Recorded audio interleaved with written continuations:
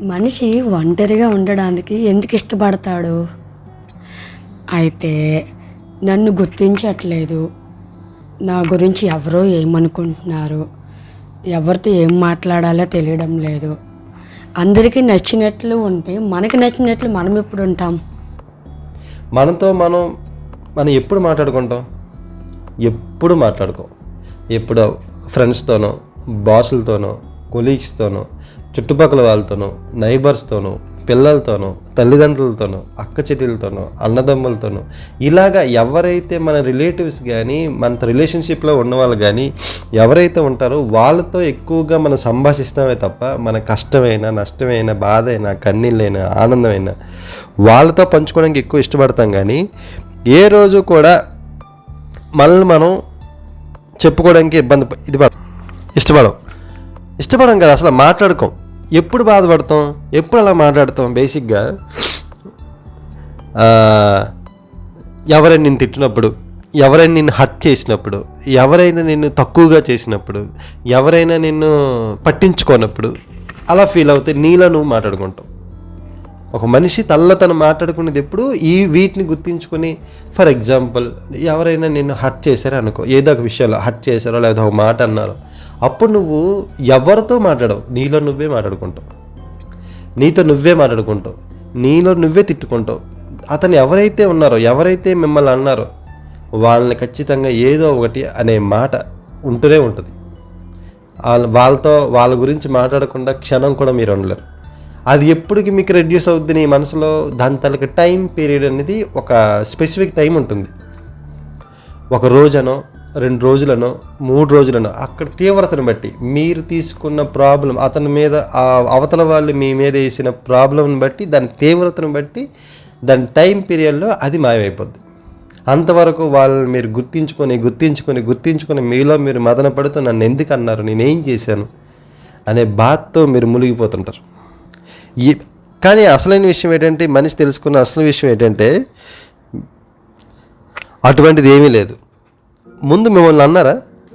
For example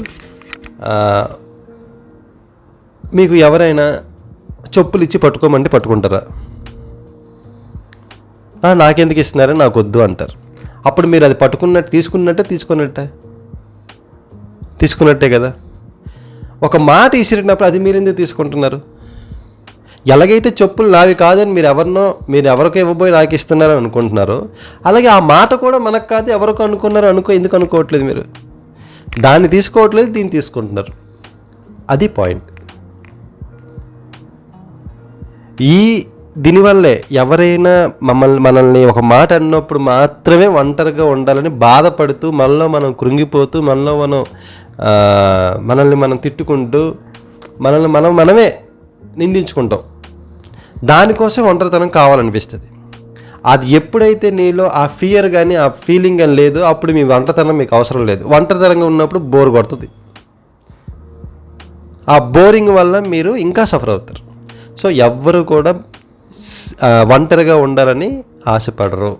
ఎప్పుడైతే బాధలను తీసుకుంటారో, ఎప్పుడో ఎవరో అన్నారని హర్ట్ అవుతారో వాళ్ళు మాత్రమే ఒంటరిగా ఉండడానికి ప్రయత్నిస్తారు. అదర్వైజ్ అందరూ కూడా ఫ్రెండ్స్తోనూ సరదాగా కాలం గడపడానికే ప్రయత్నిస్తారు. ఇంకోటి మీరు అడిగారు, మనకు నచ్చినట్టుగా మనం ఎప్పుడు ఉంటాం, వాళ్ళతో ఎప్పుడు కూడా ఎలా అంటే, మీరు చెప్పిన ప్రశ్న ఎలాగుందంటే, మనకు నచ్చినట్టు మనం ఉండడం అనేది ఎప్పుడూ ఉంటుంది. మీకు నచ్చినట్టుగానే మీరు ఉండండి. వాళ్ళ కోసం వీళ్ళ కోసం ఉండాలని కూడా మీ భ్రమ. ఫర్ ఎగ్జాంపుల్, భోజనం ఎవరి కోసం చేస్తున్నారు? మీరు చికెన్ బిర్యానీ ఎవరి కోసం తింటున్నారు? మీకు నచ్చిన కూర ఎవరి కోసం వండుకుంటున్నారు? మీకోసమే. ఎవరి కోసమే మీరు తినట్లేదు కదా. పరిస్థితి అనేదే లేదు. బేసిక్గా పరిస్థితులు అనేవే లేవు, నువ్వు సృష్టించుకునేవే పరిస్థితులు. ఫర్ ఎగ్జాంపుల్, మీరు పెళ్లి చేసుకుంటేనే మీ భర్త, మీ పిల్లలు. పెళ్లి చేసుకోకపోతే రెండూ లేవు అంటే పరిస్థితే లేదు. పిల్లల కంటేనే వాళ్ళ స్కూల్ ఫీజులు, వాళ్ళ చదువులు, వాళ్ళ భవిష్యత్తు అవన్నీ. నువ్వు కనకపోతే ఏదీ లేదు. సో సిచ్యువేషన్ అనేది ఎక్కడి నుంచో రాదు, మనం క్రియేట్ చేసుకునేవే. మనకి అది సిచ్యువేషన్ కావాలి, ప్రాబ్లమ్స్ రాకూడదు. ఎప్పుడైతే ఎక్స్పెక్టేషన్ని మనం కావాలనుకుంటామో, ఎక్స్పెక్టేషన్స్ ఉన్నాయో, నువ్వు బాధను అనుభవించడానికి కూడా రెడీగా ఉండాలి. ఇది క్లియర్. నీకు ఎక్స్పెక్టేషన్ ఉందా, సో నేను రెడీ, అది ఫెయిల్ ఆర్ పాస్. సో నేను రెడీగా ఉన్నప్పుడు అది ఎటువంటి రిజల్ట్ అయినా మీరు ఫ్రీగా ఉంటారు. లిబరేషన్ ఉంటుంది మీలోని, స్వేచ్ఛ ఉంటుంది. లేదు నాకు ఒకటే కావాలి, నాకు అనుకునేదే కావాలనుకున్నప్పుడు ఖచ్చితంగా నీకు వద్దనుకున్న బాధ వస్తుంది. ఆ బాధ మీకు వద్దు కాబట్టి ఇంకా బాధపడతారు. సో బాధ వచ్చినప్పుడు నేను బాధను స్వీకరించిన రోజు ఆ బాధ ఉండదు, డిసిపర్ అయిపోద్ది. నాకు బాధ వద్దు అయినప్పుడు వస్తున్నప్పుడు ఏమవుద్ది, ఫోర్స్ఫుల్ అవుద్ది, అప్పుడు ఇంకది పెరుగుతుంది. సో మీరు అర్థం చేసుకోవాల్సింది, ఎవరి కోసమో మీరు బ్రతకట్లేదు, మీకోసమే మీరు బ్రతుకుతున్నారు. కానీ మీరు ఇంకొకరి కోసం బతుకుతున్నారని ఫీల్ అవుతున్నారు. ఫర్ ఎగ్జాంపుల్, మీ ఆయన కోసం మీరు బ్రతుకుతున్నారా, మీకోసం మీరు బ్రతుకుతున్నారా? మీ ఆయన కోసం బ్రతుకుతున్నట్టు మీ జీవితం రాజీబడి ఉంది, కానీ ఒరిజినల్గా మీకోసం మీరు బ్రతుకుతున్నారు. సీరియస్లీ, మీ ఆయన ఆనందంగా ఉండడం మీకు కావాలి, మీ ఆయన భోంచేయడం మీకు కావాలి, మీ ఆయన ఫుడ్ బాగా తినడం మీకు కావాలి, మీ ఆయన డ్యూటీలకి పర్ఫెక్ట్గా వెళ్ళి అందరి దగ్గర మంచి మన్ననలు పొంది మంచి జీతగాడు అవ్వడం మీకు కావాలి. మీకు కావాలి, ఆయనకి కాదు. ఆయనకి ఏ ఫీలింగ్ ఉన్నా మీకు అనవసరం, ఆయన అలాగ ఉండాలని కూడా మీకు కావాలి, అది మీ కోరిక. మీరేమనుకుంటారు, ఆయన కోసం కదా నేను చేస్తానని అనుకుంటారు. అది తప్పు.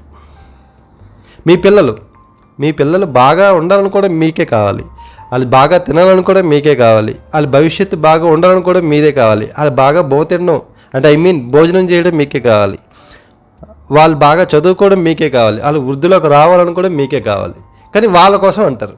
ఇది తప్పు. సో నువ్వు చూసే యాంగిల్ అంటే ఇన్సైట్ దృక్కోణం అనేది ఒక్కసారి ఆలోచించండి. మనం ఏ యాంగిల్లో చూస్తామో జీవితాన్ని అదే యాంగిల్లో కనబడుతుంది. కుడివైపు నుంచి చూసినప్పుడు